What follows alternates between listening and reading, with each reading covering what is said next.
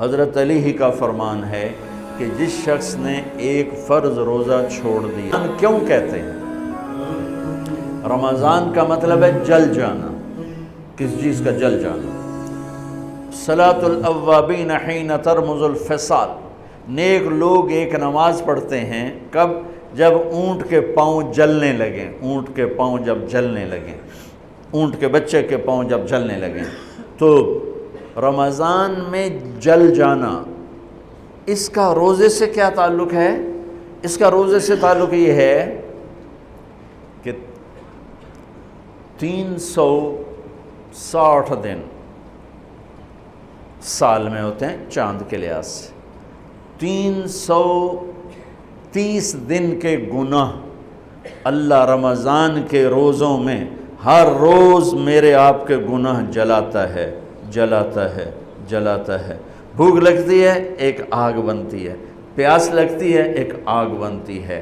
تو ہمارے لکڑی کی آگ میں چیزیں جلتی ہیں اور ہماری بھوک، روزے کی بھوک کی آگ میں گناہ جلتے ہیں، اور 29ویں روزے اللہ سارے سال کے گناہوں کو جلا کے روزہ والا یا روزے والی کو ایسے پاک کر دیتا ہے جیسے آج ماں کے پیٹ سے نکلا ہو، ایسے ان کو خوبصورت کر دیتا ہے۔ حج کا مہینہ آیا، اعمال اسی طرح ہیں جیسے ہوتے ہیں۔ رمضان کا مہینہ آیا تو میرے نبی کا اعلان ہو گیا، ایک فرض 70 فرض کے برابر ہو جاتا ہے۔ کمال ہے، نفل فرض کے برابر۔ فرض اور نفل میں فرق کیا ہے؟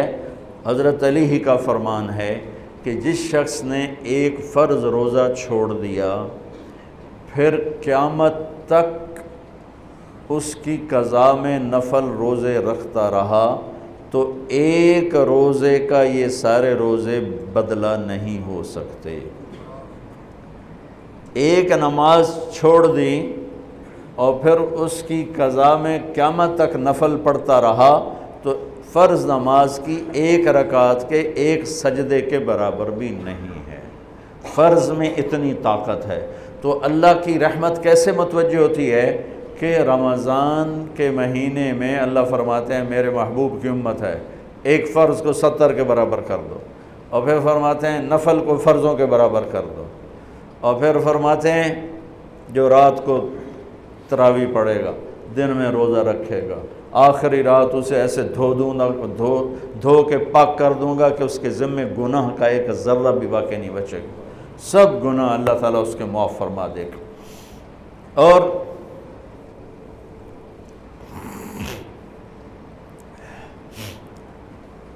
میرے نبی نے فرمایا من صام رمضان ایمانا و احتسابا، دوسری بھی من قام رمضان ایمانا و احتسابا، جس نے روزہ رکھا اللہ کی رضا کے لیے، جس نے تراویح پڑھی اللہ کی رضا کے لیے، اس کے پچھلی زندگی کے سارے گناہ اللہ معاف فرما دیتا ہے۔ رات کا قیام کسی امت کو نہیں ملا۔ دیکھو روزہ سخت تھا تو ان کا قیام اللیل نہیں تھا، چونکہ وہ اپنی کتاب پڑھ سکتے ہی نہیں تھے۔ رمضان میں اللہ نے آسمانی کتابیں اتاریں، یکم رمضان کو ابراہیم علیہ السلام پر، 2 رمضان کو تورات موسیٰ علیہ السلام پر، 8 یا 6 رمضان کو عیسیٰ علیہ السلام ان پر، موسیٰ علیہ السلام پر، ان پر داؤد علیہ السلام پر زبور کو اتارا، اور 12 یا 18 رمضان کو عیسیٰ علیہ السلام پر انجیل کو اتارا، اور 21 رمضان کو اللہ تعالیٰ نے پیر کی رات لیلۃ القدر میں غار حرا کے اندر اللہ تعالیٰ نے اپنے محبوب پر کتاب کو اتارا۔ وہ کتابیں فل آ گئیں، لکھی لکھائیں۔ قرآن فل نہیں آیا، قرآن صرف ایک سورت کے 19 الفاظ آئے بس، اور پھر 23 برس میں قرآن اترا۔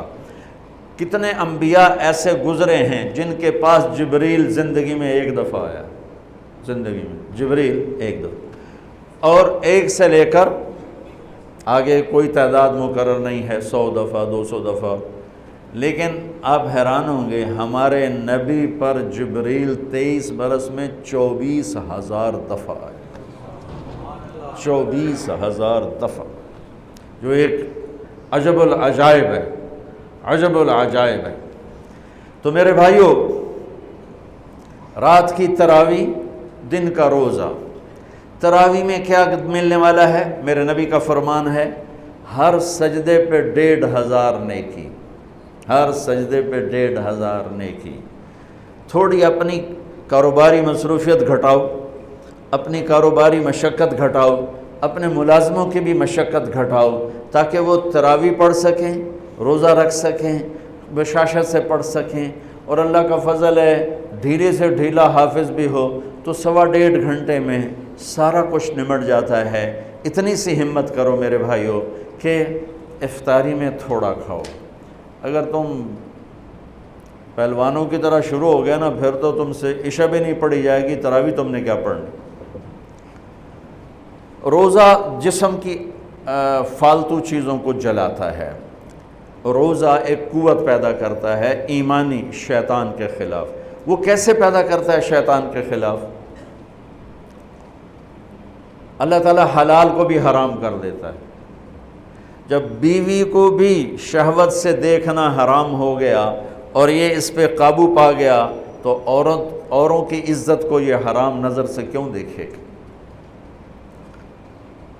جب یہ حلال کھانا چھوڑ گیا تو یہ جھوٹ کیوں بولے گا؟ یہ گالی کیوں دے گا؟ یہ غیبت کیوں کرے گا؟ جب یہ کان میں دوائی ڈالنا چھوڑ گیا کہ روزہ ٹوٹ جاتا ہے تو یہ اوروں کی غیبت کیوں سنے گا؟ اوروں کی برائی کیوں سنے گا؟ جب یہ آنکھ میں دوائی نہیں ڈالتا ہے کہ وہ حلق میں جاتی، وہاں سے وہ پیٹ میں چلی جاتی ہے، روزہ ٹوٹ جاتا ہے، تو یہ ان آنکھوں سے غلط کیوں دیکھے گا؟ یہ غلط کیوں کسی کی عزت کے اوپر اپنی بددیانت نظر کو ڈالے گا؟ تو جب یہ اندھیرے میں بند کمرے میں ٹھنڈا پانی پڑا ہوا ہے اور ہاتھ نہیں لگاتا ہے اور اللہ کا دھیان اسے یاد ہوتا ہے کہ اللہ دیکھ رہا ہے، نہاتے ہوئے ہونٹ بند کر لیتا ہے کہ کوئی پانی کا قطرہ منہ میں نہ چلا جائے اور میرا روزہ نہ ٹوٹ جائے، خراب نہ ہو جائے، تو یہ جب اللہ کا اتنا دھیان اس کو نصیب ہو جاتا ہے کہ اللہ دیکھ رہا ہے، ورنہ کیا کسی کو کیا خبر کہ میں 2 گلاس پانی پیتا یا میں پیاس سے بول رہا ہوں۔ تو جب وہ اللہ کو اتنا اپنے دھیان میں لے آتا ہے کہ اللہ دیکھ رہا ہے، میں پانی نہیں پیوں گا، اللہ دیکھ رہا ہے، میں بیوی کو ہاتھ نہیں لگاؤں گا، اللہ دیکھ رہا ہے، میں کسی کی عزت پر بری نظر نہیں ڈالوں گا، اللہ دیکھ رہا ہے، میں کسی کی برائی نہیں سنوں گا، اللہ دیکھ رہا ہے، میں کسی کی برائی نہیں کروں گا، تو پھر جب یہ بازار میں جائے گا تو جھوٹ تو نہیں بولے گا، جب یہ تولے گا تو غلط تو نہیں تولے گا۔ ہاں یہ الگ بات ہے، بہت سے مجھے ملے کہ جب بس رمضان میں جھوٹ چھوڑ دیتے ہیں، اس کے بعد پھر شروع ہو جاوی تھا رمضان میں رشوت نہیں لیتا ہوں، اس کے بعد پھر شروع ہو جاتا ہے۔ تو چلو شکر ہے 1 مہینہ تو مسلمان رہتے ہیں۔ اچھا اس کی وجہ کیا ہے کہ رشوت خور کہتا ہے جی رمضان میں نہیں، جی نہیں، رمضان میں جھوٹ نہیں بولنا، رمضان میں صحیح تولنا ہے، رمضان میں غلط نہیں تولنا ہے۔ کیوں؟ شیطان قید ہو جاتا ہے۔ رمضان میں نمازی کیوں بڑھ جاتے ہیں؟ شیطان قید ہو جاتا ہے۔ کسی امت کو یہ نہیں ملا کہ رمضان میں شیطان قید کیے جائیں، اس امت کو ملا رمضان میں شیطان قید ہو جاتے ہیں۔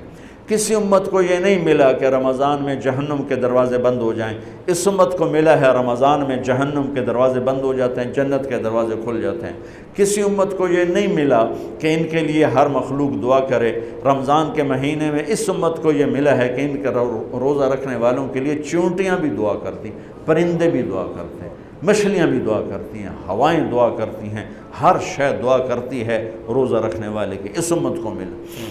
کسی امت کو یہ نہیں ملا کہ آخری رات ان کی سب کی بخشش ہو جائے، اس امت کو ملا ہے کہ رمضان کی آخری رات سب کی بخشش ہو جاتی۔ کسی امت کو یہ نہیں ملا کہ جنت کی حوریں انہیں روزوں میں یاد کریں، اس امت کو ملا ہے کہ اللہ تعالیٰ جنت کو کہتا ہے کہ تو تیار ہو جا، میک اپ کر لے، میرے بندے آ رہے ہیں، دلہن بن جا، سج دھج کے مجھے دکھا دے تاکہ میں اپنے بندوں کو پیش کروں تحفے کے طور پر۔ یہ ہے تمہاری بھوک کا بدلہ، یہ ہے تمہاری پیاس کا بدلہ۔